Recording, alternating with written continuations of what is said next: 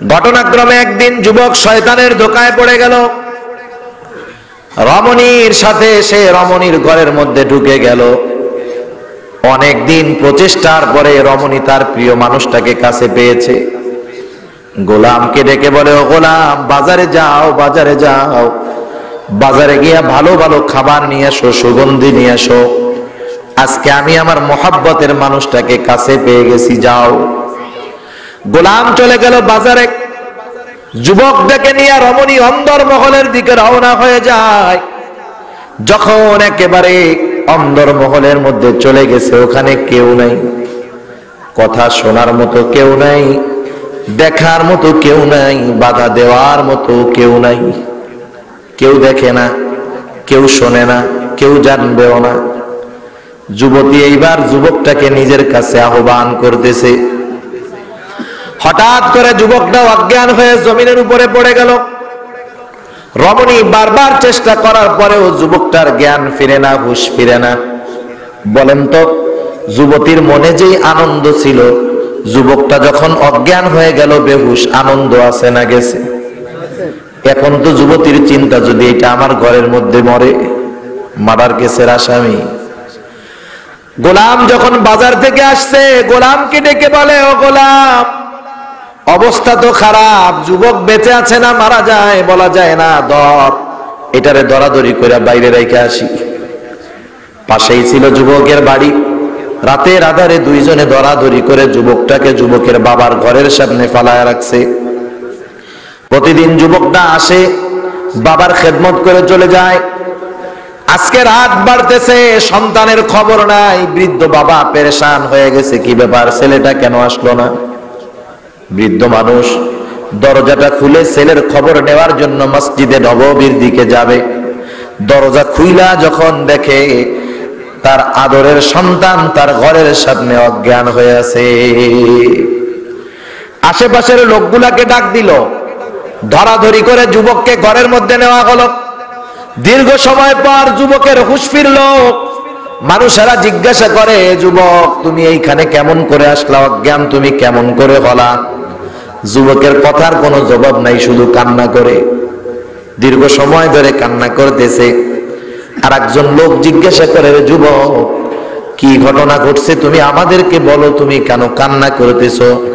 এবার ওই যুবকটা বলতেছে, চাচা ঘটনা হলো এইটা, ওই মহিলা আমাকে প্রতিদিন কুপ্রস্তাব দিত, আমি ফিরে যেতাম, কিন্তু আজকে হঠাৎ করে আমার নফসের জানি কি হলো, শয়তানের ধোঁকায় আমি যুবতীর ঘরের মধ্যে চলে গেলাম। একেবারে অন্দরমহলে যখন গেলাম, হঠাৎ করে আমি অজ্ঞান হয়ে গেছি, এরপরে আমার আর কিছু মনে নাই। এইবার মুরব্বী বলতেছে, সর্বশেষ হালতটা কি ছিল? তুমি যে অজ্ঞান হইলা কেন? ওখানে কি কেউ তোমারে দেখতে পাইতো? বলে না। কেউ তোমার কথা শুনতে পারতো না, কেউ তোমাকে বাধা দিতে পারতো না, তাইলে কেন তুমি ওখান থেকে ফিরলা আর অজ্ঞান হয়ে গেলা? সর্বশেষ তোমার কি মনে আছে? যুবকটা এবার বলে, চাচা আমি অজ্ঞান হওয়ার আগে আমার শুধু একটা কোরআনের আয়াত মনে পড়ছে, এতটুকুই, এরপরে আমার আর কিছু মনে নাই। মুরব্বী জিজ্ঞাসা করে, সেই আয়াতটা কি একটু আমাদেরকে শোনাও। যুবক বলতেছে, আমার মনে পড়ছে, ইন্নাল্লাযীনা তাকাউ ইযা মাসসাহুম তাইফুম মিনাশ শাইতানি তাযাক্কারু ফাইযা হুম মুবসিরুন।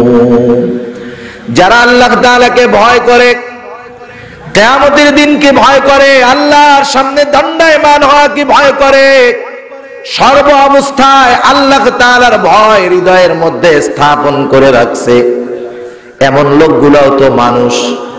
মানুষ মাত্র ভুল হতে পারে, শয়তানের ধোঁকায় পড়তেই পারে, স্বাভাবিক।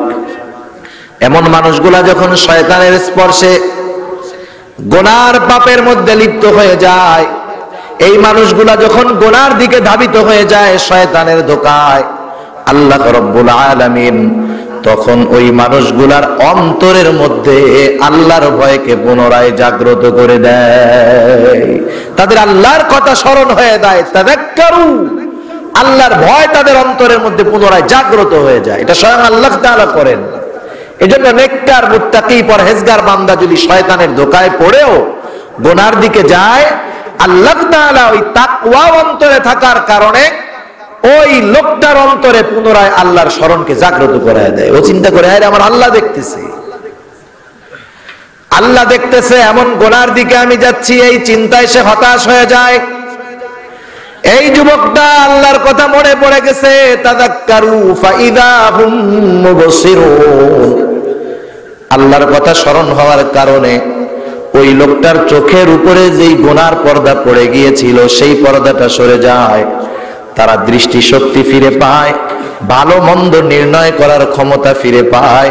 গুনাহ যত বড় হোক না কেন, গুনার থেকে ফিরে আসার মতো হিম্মত তাদের মধ্যে হয়ে যায়। লোকটা এবার, ছেলেটা এবার কান্না করে ওর আব্বারে ওসিয়ত করতেছে, আব্বা আমি যদি এই রাতের বেলায় মারা যাই, আপনার কাছে আমার ওসিয়ত হলো আপনি রাতের মধ্যেই আমাকে দাফন করে দিবেন। ঘটনাক্রমে যুবকটা রাতের বেলা মারা গেল।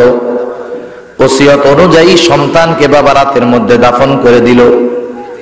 পরের দিন সকাল বেলায় হযরত ওমর রাদিয়াল্লাহু তাআলা ফজরের নামাজের পরে ঘুরে বসলেন।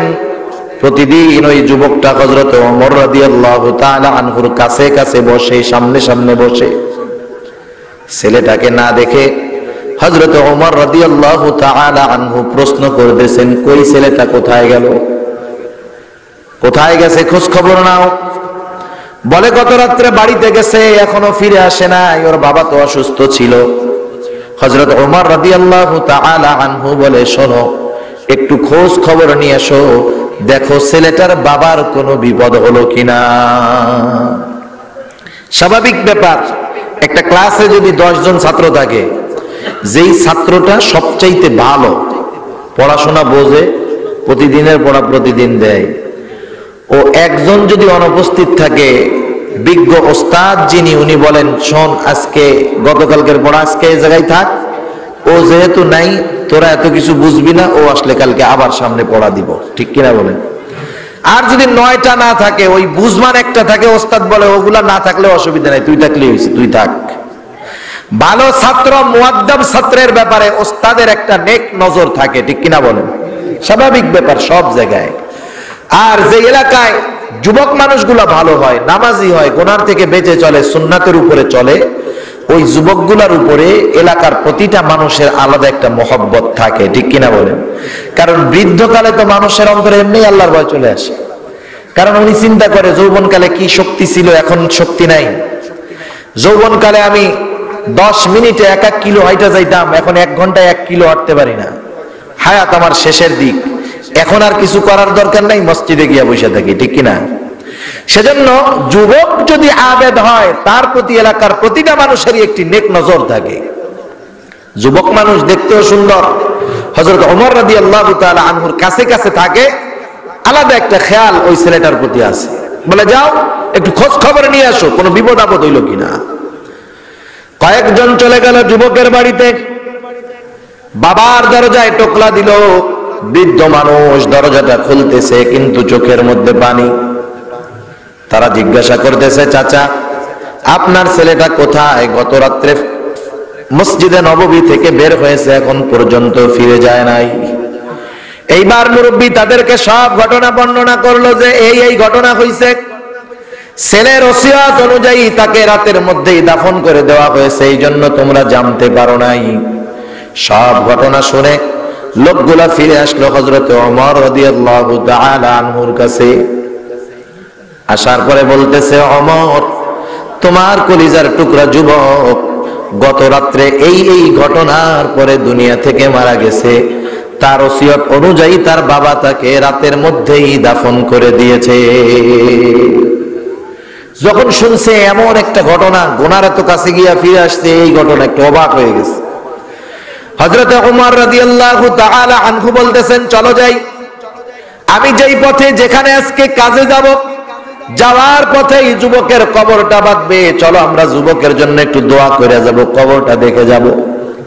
রওনা হয়ে গেল হযরত ওমর রাদিয়াল্লাহু তাআলা আনহু লোকদেরকে নিয়ে।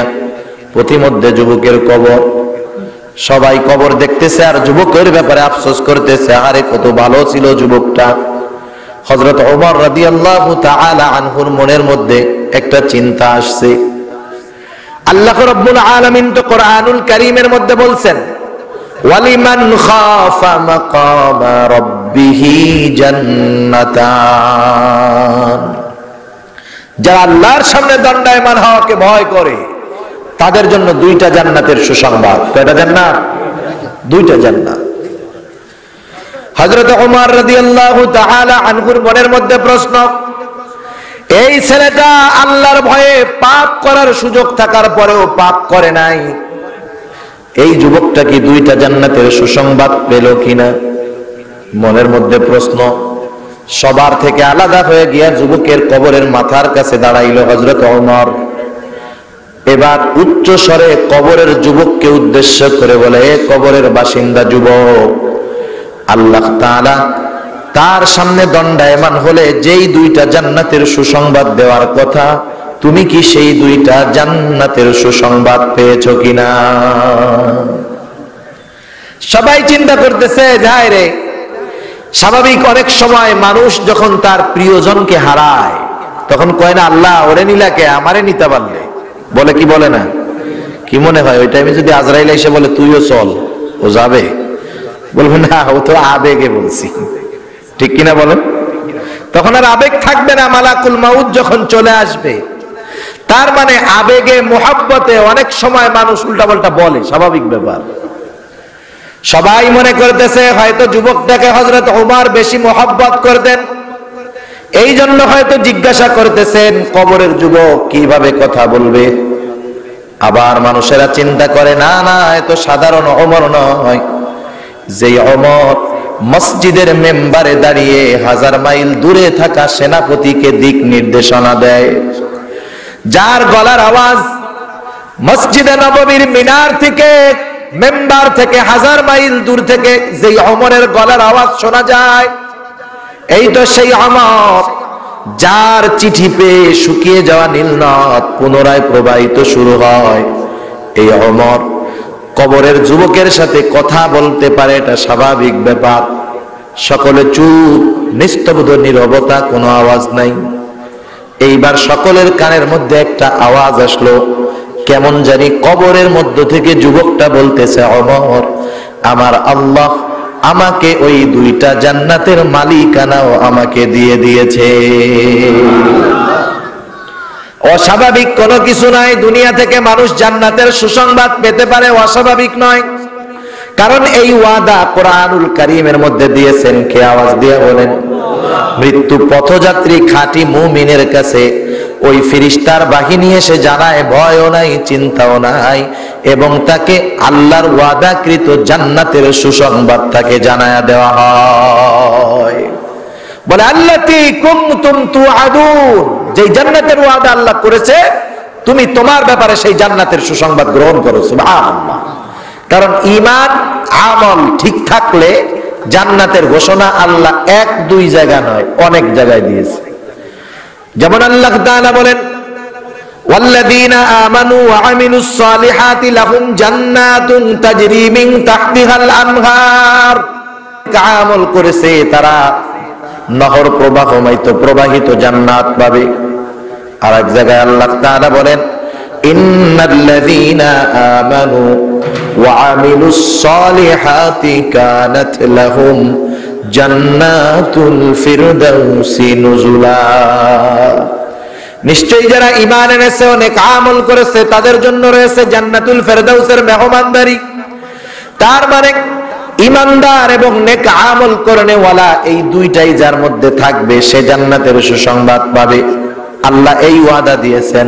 ফেরেশতা এসে সেই সুসংবাদই দেয়, বলে, ওয়াবশিরু বিল জান্নাহ, ওই মুমিনকে জান্নাতের সুসংবাদ দেওয়া হয়। কোন জান্নাত? আল্লাতী কুনতুম তুআদুন, যেই জান্নাতের প্রতিশ্রুতি, যেই জান্নাতের ওয়াদা আল্লাহ তাআলা দিয়েছে। প্রতিটা মানুষের মৃত্যুর সময় কষ্ট হয়, মৃত্যুর কষ্ট আমার আপনার নবীরও হয়েছে। আয়েশা সিদ্দিকা রাদিয়াল্লাহু তাআলা আনহা থেকে অনেক লম্বা হাদিস, তিনি বলেন, আমার কোলের মধ্যে আল্লাহর নবী দুনিয়া থেকে বিদায় নিয়েছেন, আমি দেখেছি কেমন কষ্ট হয় মৃত্যুর যন্ত্রণা। সেই থেকে কারো ব্যাপারে যদি আমাকে বলা হয় অমকের মৃত্যুর সময় কোনো কষ্ট হয় নাই, এটাকে আমি বড় কোনো ক্রেডিট মনে করি না।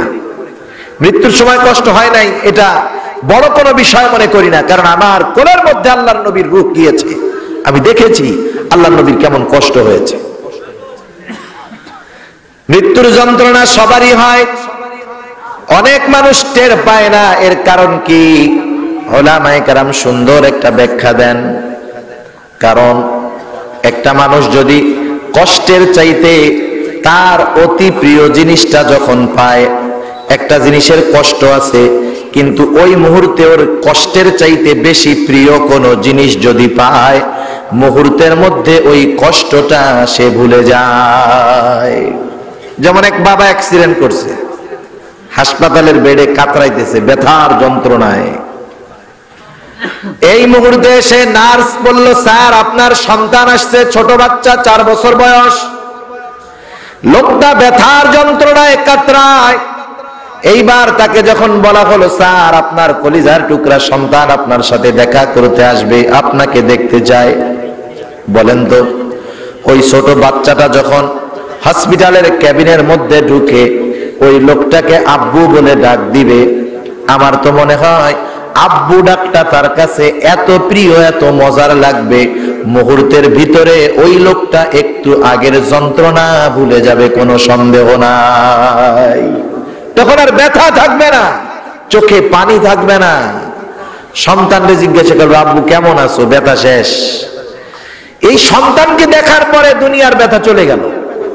অনুরূপভাবে মুমিন বান্দাকে যখন জান্নাতের সুসংবাদ দেওয়া হবে, ও জান্নাতের নেয়ামত পাওয়ার জন্য বেকরার হয়ে যাবে, রূহটা কবজ করা হবে, ওই লোকটা টেরও পাবে না, ব্যথা কিন্তু হবে, কিন্তু জান্নাত পাওয়ার আশায় ব্যথাটা সে অনুভব করবে না। এই জন্য রাসূলুল্লাহ সাল্লাল্লাহু আলাইহি ওয়াসাল্লাম হাদিসের মধ্যে জানায় দেন কার রূহ কিভাবে কবজ করা হবে। নবী আমার বলেন, যখন কোন নেককার বান্দার রূহ কবজ করার সময় হয়, আসমান হতে একদল ফেরেশতা সুন্দর কাপড়ে, সুঘ্রাণময় পোশাক পরে, সুশ্রী চেহারায়, হাতের মধ্যে নরম কাপড় নিয়া এইবার ওই নেককার বান্দার পাশে উপস্থিত হয়ে যায়। এসে বলে, ও আল্লাহর প্রিয় বান্দার রূহ, আল্লাহর রহমতের দিকে আসো। এই কথাটা বলার সাথে সাথে নেককার বান্দার রূহটা ঘামের সাথে বের হয়ে যায়, ওই সুঘ্রাণময় কাপড়ের মধ্যে চলে যায়। কেমন জানি জগ থেকে গ্লাসে যেমন আদরে যত্নের সাথে পানি ঢালা হয়, অনুরূপ ভাবে মুমিন বান্দার রূহটা ওই রকম আসানের সাথে মালাকুল মউতের হাতে চলে যায়। আর যেটা বদকার ওর রূহ কবজ করার জন্য কুশ্রী চেহারার একদল ফেরেশতা নোংরা দুর্গন্ধময় কাপড়ে, খসখসে শক্ত একটা কাপড় হাতে নিয়ে ওই বদকারের কাছে আসে। বদকারের তো কষ্ট হবেই, এমনিই তো শয়তান দিচ্ছে ওরে এক চাপ। জান্নাতেরও সুসংবাদ নাই, ফেরেশতারাও আছে বিভৎস চেহারায়, দেখার সাথে সাথে অবস্থা খারাপ, চোখ উল্টে যাওয়ার মতো ভাব। ওরা এসে ধমকের সুরে বলে, এই পাপিষ্ঠ ব্যক্তির রূহ আল্লাহর গজবের দিকে ধাবিত হোক। এই কথার সাথে সাথে রূহটা সারা দেহের মধ্যে দৌড়াদৌড়ি শুরু করে, ছোটাছুটি শুরু করে, জিহ্বা বের হয়ে যায়, চোখগুলা উল্টে যায়, চেহারাটা বিভৎস হয়ে যায়, বের হতে চায় না। ওই ফেরেশতাগুলা ওই লোকটার দেহ থেকে জোর করে তার রূহটাকে ছিনায় নেয়। আল্লাহর নবী বলেন, গোশত শিকের মধ্যে যখন ভরা হয়, ওই গোশত শিক থেকে যেমন টান দিয়া বের করা হয় জোর করে, ওই রকম জোর করে তার থেকে শিক বের করা হয়, রূহটা বের করা হয়। আর এক বর্ণনার মধ্যে আসছে, একটা জীবন্ত ছাগলকে যদি তার চামড়া ছিলে ফেলা হয়, ওই ছাগলটার যেমন কষ্ট হয়, ওই রকম একজন পাপী ব্যক্তির রূহ কবজ করার সময় তার চাইতে বেশি কষ্ট হয়। এবার রূহ নিয়ে চলে যাওয়া হয়, ফেরেশতারা নিয়ে আসমানের দিকে যায়। প্রতিটা আসমানের দরজা আছে, প্রতিটা আসমানের দরজা আছে। আল্লাহর নবী বলেন, প্রতিটা মানুষের জন্য 2টা করে দরজা আছে আসমানে। আমারও আছে, আপনারও আছে। প্রতিটা মানুষের দুইটা করে দরজা আছে। একটা দরজা দিয়া আমরা দুনিয়ার মধ্যে যে আমল করি সেই আমল আল্লাহর কাছে পেশ করা হয়। আর একটা দরজা দিয়া দুনিয়ার মধ্যে কি রিজিক আমার জন্য আসবে ওইটার মধ্য দিয়া দুনিয়ার মধ্যে রিজিক আসে। যখন কোন মুমিন বান্দা মারা যায়, আল্লাহ রাব্বুল আলামিন পবিত্র কোরআনুল কারীমের মধ্যে জানায় দেন, পাপিষ্ঠ ব্যক্তি যখন মারা যায় তার জন্য আসমানও কান্না করে না, জমিনও কান্না করে না। আল্লাহ বলেন ফামা বাকাত আলাইহিমুস সামাউ ওয়াল আরদ। এই আয়াতের তাফসীরে হযরত আনাস রাদিয়াল্লাহু তাআলা আনহু হতে বর্ণিত, নবী আমার বলেন, মুমিন বান্দার জন্য আসমানও কান্না করে, জমিনও কান্না করে। এই মুমিন বান্দার জন্য যেই দুইটা দরজা, এই দুইটা দরজাও মুমিনের মৃত্যুতে কান্না করে। এই দরজাগুলো আফসোস করে, আহারে আজকে থেকে কোন নেক আমল আমি দরজার মধ্যে দিয়ে আসবে না। রিজিকের দরজা কান্না করে, আর আমি দরজার মধ্যে দিয়া ওই নেককার বান্দার জন্য কোন রিজিক যাবে না। শুধু তাই নয়, জমিন কান্না করে, যেই জায়গা দিয়া মুমিন চলতো হাঁটতো ওই জমিন আল্লাহর কাছে কান্না করে আর বলে, আহারে আজকে থেকে ওই মুমিন আর আমি জমিনের উপর দিয়ে চলবে না।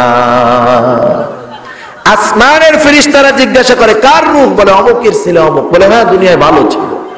আল্লাহর কাছে নিয়ে যাওয়া হয়। আল্লাহ বলে, যাও আমার এই বান্দার রূহকে জান্নাতীদের তালিকায় অন্তর্ভুক্ত করে দাও। সুবহানাল্লাহ। এবার ওই মুমিন বান্দাকে আমরা সুন্দর মতো গোসল করায়া, কাফন পরায়া, জানাজা পড়ায়া মসজিদ কবরের মধ্যে রাখি। কবরের মধ্যে রাখার পর দাফন কাফন কমপ্লিট, অল্প সময়ের মধ্যে চলে আসে মুনকার নাকির। প্রশ্ন করে, মার রাব্বুক ওয়া মান দীনুক। আল্লাহর নবীকে দেখায় বলে, মা হাযার রাজুলুল্লাযী বুইসা ফীকুম। আর এক বর্ণনায় আসছে, জিজ্ঞাসা করা হয়, ওমান নবিয়্যুক, তোমার নবীকে? মুমিন বান্দা সারা জীবন গোলামি করছে কার? আওয়াজ দিয়া গো। সারা জীবন গোলামি করেছে আল্লাহর। তার রব ছিল আল্লাহ, আল্লাহর সব বিধিবিধান মেনে চলেছে। তার জন্য তো উত্তর দেওয়া কঠিন নয়। বলে আমার রব আল্লাহ। বলে তোমার দিন কি? তুমি কোন পদ্ধতিতে তোমার জীবন যাপন পরিচালিত করেছো? পরিবারকে কোন পদ্ধতিতে চালায়েছো? ইসলামের উপরে জীবন চালিয়েছে, হারাম হালাল বেঁচে চলেছে, হালাল খেয়েছে, কাউকে কষ্ট দেয় নাই, সুদ খায় নাই, ঘুষ খায় নাই, নিজে পর্দায় চলেছে, পরিবারকে পর্দায় রেখেছে, শরীয়তের উপরে জীবন যাপন করেছে, ইসলামের আদেশ নিষেধ মেনে চলেছে। লোকটার জন্য জবাব দেওয়া কঠিন হবে না। বলবে আমার দিন হলো ইসলাম। আল্লাহর নবীকে দেখায় বলা হবে, অথবা নবীর ব্যাপারে বলা হবে, তোমার নবীকে? লোকটা সারা জীবন তো সুন্নাত ওয়ালা ছিল, সুন্নাত ওয়ালাদের সাথে সম্পর্ক ছিল। বলতে কষ্ট হবে না যে হাযা নবিয়ুনা মুহাম্মাদুর রাসূলুল্লাহ, অথবা বলবে আমার নবী হলো মুহাম্মাদুর রাসূলুল্লাহ সাল্লাল্লাহু আলাইহি ওয়াসাল্লাম। তিনটা প্রশ্নের সঠিক জবাব আল্লাহ তাআলার পক্ষ থেকে ঘোষণা আসবে, সাদাকা আবদি, সাদাকা আবদি, ফাফরিশু মিনাল জান্নাহ ওয়ালবিসু মিনাল জান্নাহ ওয়াফতাহু লাহু বাবান ইলাল জান্নাহ। আমার এই বান্দা সত্য বলেছে, সত্য বলেছে। জান্নাতের পোশাক এনে তাকে পরায় দাও, জান্নাতের বিছানা তার কবরের মধ্যে বিছায় দাও, জান্নাতের সাথে তার কবরের সাথে একটা দরজা খুলে দাও। আর হাদিসের মধ্যে নবী আমার বলেন, তার দৃষ্টি সীমা যত দূর যায় তার কবরটাকে আল্লাহ কত দূর পর্যন্ত বিস্তৃত করে দিবে। আর হাদিসের মধ্যে আসছে, নবী আমার বলেন, ওই লোকটা তো কবরের মধ্যে একা থাকবে। লম্বা সফর, সফরের সময় যদি সাথে বিশ্বস্ত একজন বন্ধু থাকে, সফরটাতে কষ্ট কম হয় না বেশি হয়? সফর কম হয়। হঠাৎ সে দেখতে পারবে একটা সুদর্শন যুবক তার দিকে আসতেছে। লোকটা জিজ্ঞাসা করবে, ভাই তুমি কে? কি তোমার পরিচয়? ওইবার ওই লোকটা সুদর্শন যুবক বলবে, তুমি কি আমাকে চিনতে পারো নাই? আমি তো তোমার খুব কাছের মানুষ। বলে না, আমি তো চিনি না। বলে শোনো, আমি হলাম তোমার দুনিয়ার নেক আমল। তোমার নেক আমল গুলাকে আল্লাহ সূরাত দিয়া তোমার কাছে পাঠায় দিয়েছে, তোমার ভয় নাই। তুমি এখানে একা নয়, আমি তোমার সাথে আছি। তুমি চিন্তা করো না, আমি তোমাকে জান্নাত পর্যন্ত না পৌঁছায়া তোমার থেকে আলাদা হব না। আরেক হাদিসের মধ্যে আসছে, নবী আমার বলেন, ফেরেশতাদের প্রশ্নের জবাব যখন সঠিকভাবে কোনো ব্যক্তি দিয়ে দিবে, ফেরেশতারা বলবে নুম কানাউমিল আরুস, তুমি ঘুমাতে থাকো যেমন করে নতুন দুলা ঘুমায়। প্রশ্ন হতে পারে, একজনের ক্ষেত্রে কি সবগুলা হবে নাকি? হতে পারে, এক একজনের ক্ষেত্রে এক এক রকম হবে। সবগুলাই তো ভালো, ঠিক কিনা বলেন? যদি দুলার মতো ঘুমানো যায় তাও ভালো। একজন নেককার বন্ধু যদি আমার কবরের সফরের সঙ্গী হয় তাও ভালো। এবার বদকারটাকে কবরে রাখা হবে। আমরাও তো ওই বদকার, ওর জানাজা পড়বো, কাফন দিব, ওর জন্য দোয়া করে ওরে কবরে রাখবো। ওই বদকারের কাছেও আসবে মুনকার নাকির, নীল চক্ষু বিশিষ্ট মুনকার নাকির। হাদিসের মধ্যে আসছে, আয়েশা প্রশ্ন করবে, মার রব্বুক, সারা জিন্দেগি দুনিয়ার মধ্যে রবের বিরোধিতা করছে, রবের আইন ভালো লাগে নাই, কোরআনের আইন ভালো লাগে নাই, মধ্যযুগীয় আইন মনে হইছে, কোরআনের কথা শুনতে ভালো লাগে নাই, কোরআন শুনতে দেয় নাই, কোরআন শুনতে বাধা দিয়েছে, আল্লাহর আদেশ তো মান্য করে নাই, অন্য কেউ মান্য করতে বাধা দিয়েছে। ও কেমন করে জবাব দিবে আমার রব আল্লাহ? কারণ ও তো রব বানাইছে আব্রাহাম লিঙ্কনের গণতন্ত্রকে, ঠিক কিনা বলেন? ও তো রব বানিয়েছে শয়তানকে, দুনিয়াকে। ও জবাব দিতে পারবে না, ও বলবে লা আদ্রি, আমি কিছুই জানি না। এবার ওকে জিজ্ঞাসা করবে, তোমার দ্বীন কি? সারা জীবন তো করেছে ইসলামের বিরোধিতা, কেমন করে বলবে আমার দ্বীন ইসলাম? ও বলবে লা আদ্রি, আমি জানি না। আল্লাহর নবীকে দেখায় বলা হবে, এই ব্যক্তি কে যাকে তোমাদের কাছে নবী হিসাবে পাঠানো হয়েছিল? অথবা জিজ্ঞাসা করবে, তোমার নবীকে? নবীর গন্ধ ওর কাছে পাওয়া যায় নাই, নবীর আদর্শ ওর কাছে নাই, নবীর মোহাব্বত ওর কাছে নাই। সারা জীবন সুন্নাতের বিরোধিতা করেছে, সুন্নাতওয়ালাদেরকে তিরস্কার করেছে, দাড়ি টুপি পাঞ্জাবি দেখলে মেজাজটা গরম হয়ে গেছে। কেমন করে জবাব দিবে? ও বলবে লা আদ্রি, আমি কিছুই জানি না। আল্লাহর পক্ষ থেকে ঘোষণা আসবে, কাযাবা আবদি, কাযাবা আবদি, ফাফরিশু মিনান নার ওয়ালবিসু মিনান নার ওয়াফতাহু লাহু বাবান ইলান নার। আল্লাহর পক্ষ থেকে ঘোষণা আসবে, এটা মিথ্যা বলেছে, মিথ্যা বলেছে, ওকে জাহান্নাম থেকে আগুনের পোশাক এনে পরায় দাও, ওর কবরের মধ্যে আগুনের বিছানা বিছায় দাও, কবরকে জাহান্নামের সাথে কবরের একটা দরজা খুলে দাও। নবী আমার বলেন, তার কবরটা এত সংকীর্ণ হয়ে যাবে, দুই পাশের মাটি তাকে এমন ভাবে চাপ দিবে, এক পাজরের হাড় অপর পাজরের মধ্যে ঢুকে যাবে। লোকটার এত কষ্ট, ইতিমধ্যে একজন দুর্গন্ধ কুশ্রী বিভৎস চেহারার একজন লোক তার দিকে আসবে। এমনিই তো এত যন্ত্রণা, ওইটারে দেখে আরো যন্ত্রণা বাড়বে। বলবে, এই তুমি কে? বলে, তুমি কি আমাকে চিনো নাই? আমি হলাম তোমার দুনিয়ার বদআমল। আজকে এই কুশ্রী সূরাত দিয়া আল্লাহ আমাকে তোমার কাছে পাঠায় দিয়েছে।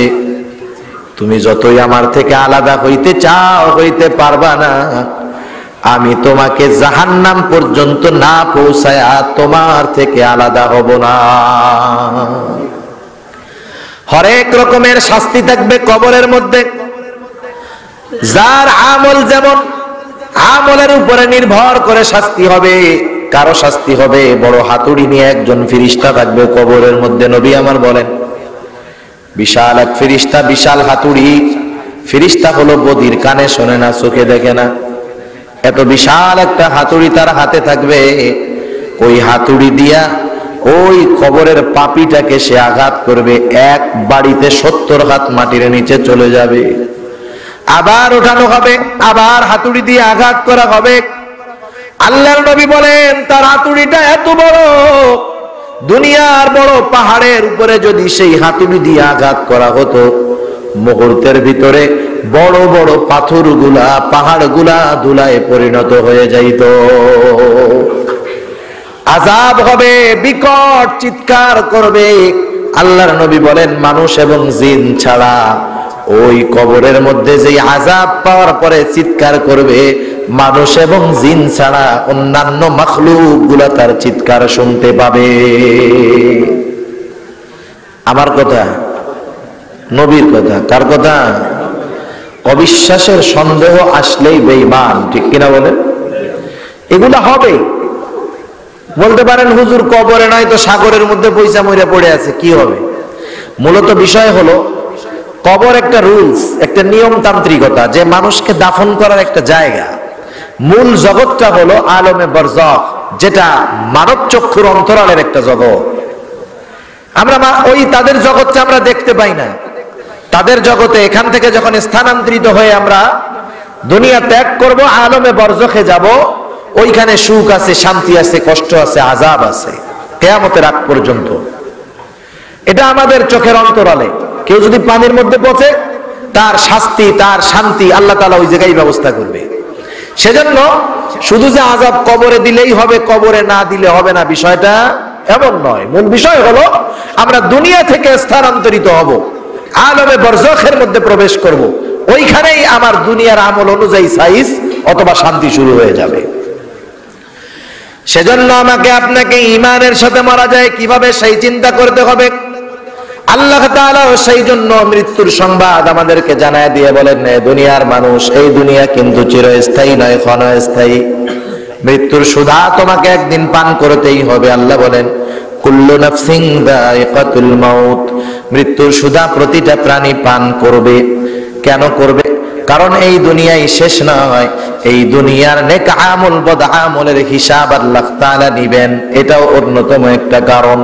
আল্লাহ তাআলা এবার বলেন ওয়া ইন্নামা তুওয়াফাউনা উজুরাকুম ইয়াউমাল কিয়ামাহ, কিয়ামতের দিন দুনিয়ায় যে আমল করেছো তার পরিপূর্ণ প্রতিদান দেওয়া হবে। নেক আমল করলেও প্রতিদান পাইবা, বদ আমল করলেও প্রতিদান পাইবা। এই প্রতিদান দেওয়ার জন্য যেই পদ্ধতি দুনিয়া থেকে যাওয়ার, সেটা হলো প্রথম মরণ। ওয়া ইন্নামা তুওয়াফাউনা উজুরাকুম ইয়াউমাল কিয়ামাহ, কিয়ামতের দিন তোমার আমলের পরিপূর্ণ প্রতিদান দেওয়া হবে। সেই দিন যেই লোকটা ফামান যুহজিহা আনিন নার ওয়া উদখিলাল জান্নাতা ফাকাদ ফাজ, যে সেই দিন জাহান্নাম থেকে বেঁচে জান্নাতে প্রবেশ করবে, আল্লাহ বলেন সে সফল হবে। আল্লাহর ভাষায় আমরা সফল হতে চাই না? কারা চাই? একটু হাত উঁচা করি তো, নারায়ে তাকবীর, মাশাআল্লাহ। আপনার সফল হতে হবে, আল্লাহ যেটারে সফল বলছে। দুনিয়ার টাকা পয়সা গাড়ি বাড়ি এটা সফলতা নাকি জাহান্নাম থেকে বেঁচে জান্নাতে যাওয়া সফলতা? জান্নাতে যাওয়া সফলতা। আর আল্লাহর নবী বলেন কবর হলো প্রথম ঘাঁটি, যার কবরের বিষয়গুলা সহজ হইল, বাকি ঘাটিগুলা তার অটোমেটিক সহজ হয়ে যাবে। সুবহানাল্লাহ। যখন চেক পোস্ট হয়, চেক পোস্ট এক রোডে মনে করেন 5টা চেক পোস্ট আছে, 5টা চেক পোস্ট। প্রথম চেক পোস্ট থেকে যে ছাড়া পায়, দ্বিতীয় চেক পোস্ট তার জন্য সহজ হয়। কারণ হলো কি, দ্বিতীয় চেক পোস্টওয়ালা চিন্তা করে প্রথম চেক পোস্টওয়ালা তো চেক করছে, যদি ভালো না হইতো ছাড়তো নাকি, ও একটু হালকা পাতলা চেক করে ছেড়ে দেয়। কবর হলো আখিরাতের প্রথম ঘাঁটি, সেজন্য কবরের চিন্তা বেশি বেশি করার দরকার। সাহাবারা পর্যন্ত কবরের চিন্তা করে কান্না করতেন। হযরত ওসমান রাদিয়াল্লাহু তাআলা আনহু জান্নাতের সুসংবাদ প্রাপ্ত একজন সাহাবী, ঠিক কিনা? শুধু তাই নয়, রাসূলুল্লাহ সাল্লাল্লাহু আলাইহি ওয়াসাল্লাম তার নিজ 2টা কন্যা হযরত ওসমান রাদিয়াল্লাহু তাআলা আনহুর সাথে বিবাহ দিয়েছেন। প্রথম মেয়েটা মারা গেল, দ্বিতীয় আরেকটা মেয়ে বিবাহ দিলেন। এবার দ্বিতীয় মেয়েটাও যখন মারা গেল, নবী আমার বলেন ওসমান, আমার তো আর কোনো কন্যা নাই, আমার যদি আরো একটা মেয়ে থাকতো সেটাকেও আমি তোমার সাথে বিবাহ দিতাম। এই হযরত ওসমান রাদিয়াল্লাহু তাআলা আনহুর ব্যাপারে নবী একটি ঘটনাকে কেন্দ্র করে বলেন, ওসমান আল্লাহর জান্নাত কিনে নিয়েছে। মুসলমানেরা যখন মক্কা থেকে মদিনায় হিজরত করে গেল, আজকের দিনের মতো আরব দেশে পানি এত সহজে পাওয়া যাইত না। বিশাল দীর্ঘ দীর্ঘ কূপ খনন করা হতো, আবার সব কুয়ার মধ্য থেকে মিষ্টি পানি উঠতো না, কৃষি উঠতো লবণাক্ত। মক্কা থেকে মদিনায় যখন মুসলমানেরা গেল, মদিনার মধ্যে হলো আহলে কিতাবদের বসবাস, ইহুদি খ্রিস্টানেরা। বছরের পর বছর, যুগের পর যুগ ইহুদিরা অপেক্ষা করতেছে যে শেষ নবী তাদের বংশ থেকে আসবে, তাদের বড় আশা। যখন দেখলো শেষ নবী তাদের বংশ থেকে আসে নাই, এবার নবী এবং উম্মত, ওই নবীর উম্মতদের উপরে তাদের হিংসা ছিল চূড়ান্ত। দেখতে পারতো না নবীকে, নবীর উম্মতদেরকে। যখন মক্কা থেকে মদিনায় আসছে মুসলমান, মদিনার মধ্যে সব কুয়ার পানি পানের উপযুক্ত নয়। একটা পানি ছিল কুয়ার পানি, যার পানিটা ছিল মিষ্টি সুপেয়, কিন্তু কুয়ার মালিক হলো ইহুদি। মুসলমানদেরকে ঠিক মতো পানি দেয় না, কুয়ার ঢাকনাটা আটকায় রাখে, পানির কষ্ট। রাসূলুল্লাহ সাল্লাল্লাহু আলাইহি ওয়াসাল্লামের কাছে বলা হলো, ইয়া রাসূলুল্লাহ, ইহুদি তো আমাদেরকে ঠিক মতো পানি দেয় না, পানির কষ্টে আছে মুসলমানেরা।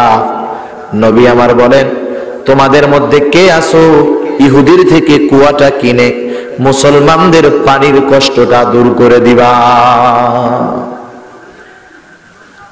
আল্লাহর নবীর সাহাবী, নবীর সামনে যারা ছিল, এদের মতো আশেক দুনিয়ায় আর আছে? আসবে? ওনারা তো ওনাদের সম্পদ, জীবন সব কিছু কুরবান করার জন্য তৈয়ার থাকতেন। সবাই তৈয়ার ইহুদির থেকে কুয়া কিনবো। ইহুদির কাছেও খবর গেছে যে মুসলমানদের পক্ষ থেকে, মুসলমানদের নবীর পক্ষ থেকে ঘোষণা আসছে, ইহুদের থেকে কুয়া কিনে দাও, পানির কষ্ট দূর করে দাও। ইহুদি চিন্তা করছে, ওদের নবী যেহেতু বলছে 10 টাকার মাল 100 টাকাও চাওয়া যাবে, কোনো অসুবিধা নেই। মানুষেরা গেছে, অনেকে টাকা নিয়ে গেছে, চিন্তা করছে কুয়ার দাম আর কত হবে, নয় 5000 টাকা, ও নিয়ে গেছে 10,000। ইহুদি বলে কুয়ার দাম 1 লাখ। বলেন তো 5000 টাকার জিনিস যদি 1 লাখ টাকা চায়, কয়জন কিনতে পারবে? সম্ভব নাকি? অনেকজনে ফিরে আসছে, কিনতে পারে না। হযরত ওসমান রাদিয়াল্লাহু তাআলা আনহুর কাছে খবর গেছে। হযরত ওসমান রাদিয়াল্লাহু তাআলা আনহু চলে গেছে ইহুদির কাছে, গিয়ে বলে, ইহুদি কুয়াটা বেচবা নাকি? বলে বেচবো। কত বেচবা? দাম যা 100 গুণ বেশি চায় বইসা আছে। হযরত ওসমান রাদিয়াল্লাহু তাআলা আনহু বলে, যা, ওই টাকা দিয়েই কিনে নিলাম। ইহুদি তো অবাক হয়ে গেছে, বলে কি? কুয়া ক্রয় বিক্রয় হয়ে গেল। হযরত ওসমান রাদিয়াল্লাহু তাআলা আনহু বলে, ও ইহুদি, এই দাম কেন? তুমি যদি আমার সব সম্পদ চাইতা এই কুয়ার বিনিময়ে, তোমার থেকে আমি কুয়া কেনার জন্য আমার সব সম্পদ তোমাকে দিয়ে দিতাম। মুসলমানদের পানির কষ্ট দূর হয়ে গেল। আল্লাহর নবীর কাছে খবর দেওয়া হলো, ইয়া রাসূলুল্লাহ, মুসলমানদের পানির কষ্ট দূর হয়ে গেছে। কুয়ার মালিক এখন মুসলমানেরা। বলে, কে কিনলো কুয়া? বলে, হযরত ওসমান কুয়া কিনে দিয়েছে। শুধু কিনে নাই, এই কুয়াটা কিনে দেওয়ার পর এই কুয়াটা সে মুসলমানদের জন্য ওপেন করে দিয়েছে, মুসলমানদের জন্য উন্মুক্ত, কোনো বাধা নাই পানি নেওয়ায়। রাসূলুল্লাহ সাল্লাল্লাহু আলাইহি ওয়াসাল্লাম বলেন, শোনো, উসমান তো কুয়া কিনে নাই, উসমান এই কুয়াটা ইহুদির কাছে কেনার মাধ্যমে আল্লাহর কাছ থেকে আল্লাহর জান্নাত কিনে নিয়েছে। যার ব্যাপারে এমন ঘোষণা, যার ব্যাপারে আল্লাহর নবীর ঘোষণা, উসমান জান্নাতি, সেই উসমান যখন কবরের পাশে আসতেন কান্না করতেন। মানুষেরা জিজ্ঞাসা করতো, উসমান আপনি কান্না কেন করেন? আল্লাহর নবী তো আপনার ব্যাপারে জান্নাতের সুসংবাদ দিয়েছে। হযরত ওসমান রাদিয়াল্লাহু তাআলা আনহু বলতেন, শোনো, জান্নাতের সুসংবাদ দিয়েছে ঠিক, কিন্তু কবরে যে আমার আযাব হবে না, কবরের ব্যাপারে তো আমার নবী আমাকে কোনো গ্যারান্টি দেন নাই। সেই কবরে আমাদের যেতে হবে তো, কি বলেন? যেতে হবে না? এটার প্রস্তুতি আগে নিতে হবে, জীবনকে সাজাতে হবে, জানি কবর আমার জান্নাতের বাগান হয়। আল্লাহর নবী বলেন, এই কবর এটা কারো জন্য জান্নাতের বাগান, কারো জন্য জাহান্নামের একটা গর্ত। আল্লাহ তাআলা আমাদের সবাইকে নেক আমল করে কবরগুলাকে জান্নাতের বাগান জানি হয় এরকম নেক আমল করার তৌফিক আল্লাহ তাআলা দান করুন। সকলে বলি আমিন।